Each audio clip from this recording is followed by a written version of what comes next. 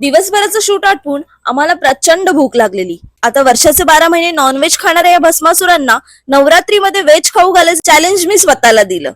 Virar waste मध्ये उडुपी कृष्णप्रिया या veg restaurant मध्ये उत्तम जेवण मिळतं असं मी ऐकलं होतं. व्हेज खायचं म्हणून यांचे पडलेले चेहरे तर बघा.